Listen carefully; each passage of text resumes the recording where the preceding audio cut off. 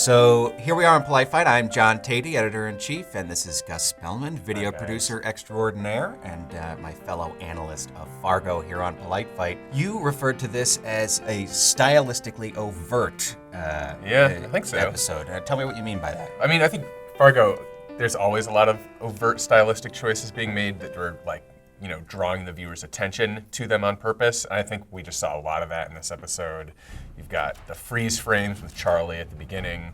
You've got a lot of the split screen, a few like unusual and standout moments with the split screen in it. Like the triple split screen and the... Yeah, where it expands and bears in the middle of Carl and Lou. One of the other stylistic things in this episode that I think sort of distances you as the viewer is the use of Sonny throughout this whole jail standoff. Sitting in the car, drinking beer, and like looking at everything.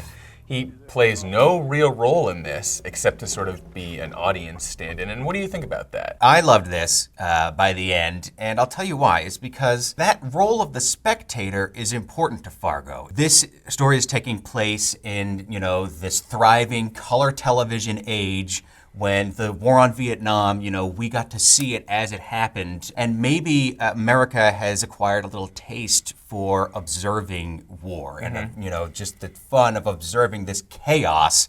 And that's what Sonny embodies to me here. He seems content to watch, and he doesn't seem terribly alarmed by the whole thing. Right, he's just slightly concerned a little bit. I mean, I don't know how much I would read into this. I think that I'm always a little more wary of doing that kind of cultural or social interpretation. Yeah, because you're not as good at it. Oh, okay.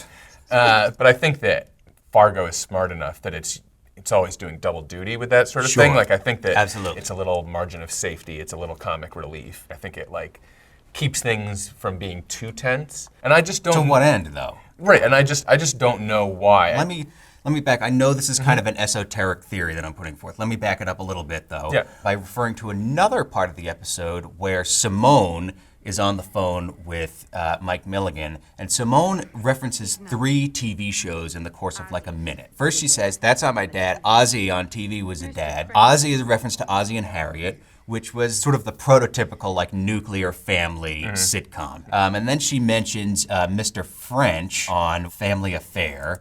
And then she says that the message to her dad should be "kiss my grits," which was a catchphrase that Flo the waitress said on the sitcom Alice. To me, it's like she's viewing her life as TV. You know, she's seeing it through that lens. That to me matches up with Sonny in this scene, who's viewing this face-off almost like it's a TV show to me as he sits in the van. To connect them that directly, there's like a missing link in between Sonny and Simone that I think is kind of hard to make, except for like they're both in Fargo. They're both operating in a spectator mode. They're both from the same generation. They're both younger than the rest of the players here.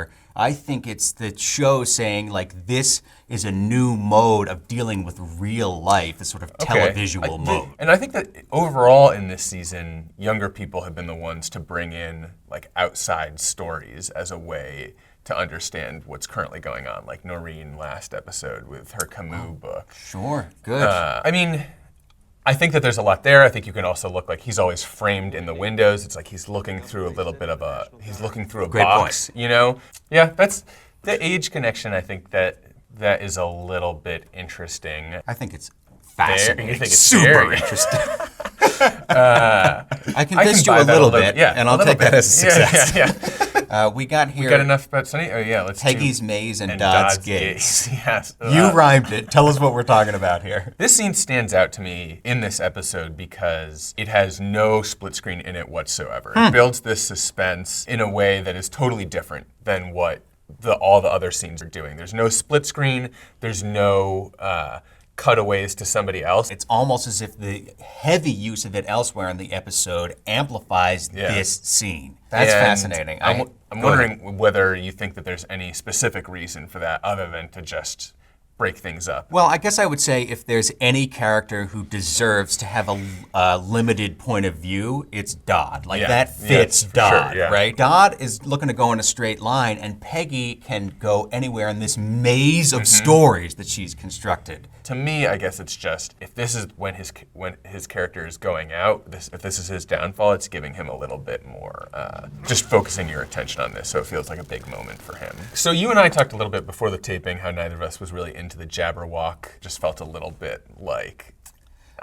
Felt like Fargo poured it on a little thick. Yeah. Sarcophagus, I thought, had a really good analysis of the use of it, where he sort of talks about how the poem is sort of dealing with this serious instance of violence and action, but it's doing it in all this like absurd and sort of made up artificial language that sort of keeps you back from the story that it's telling and makes it a little harder to understand, which is very appropriate for Fargo.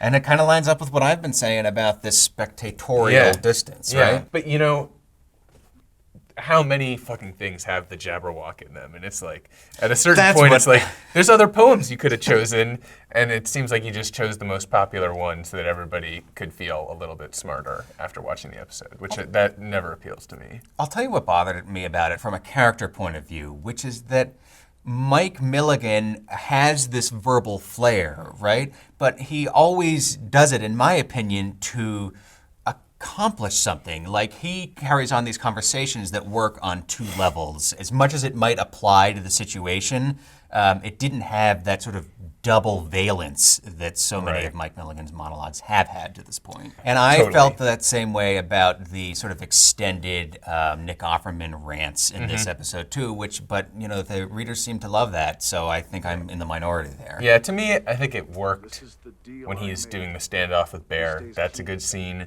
Great scene, yeah. But before it, where he's stumbling around drunk, did he really need to be that drunk? The other part of it, Gus, is that like, I am trying to detach Nick Offerman's character from, which you have to, from like this iconic Parks and Recreation character, right? I don't think that they want you to. Well, that's what I was just gonna say too. I think they also play off that memory as well. Same with Key and Peele, I think, last season.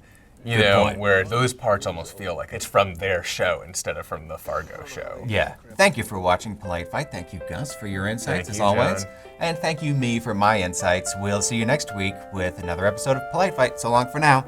Wave to the folks. Bye. Wave higher than that. Let's have good waving form. Oh, that's a good one. Bye. Gus, don't make a mockery. Wave.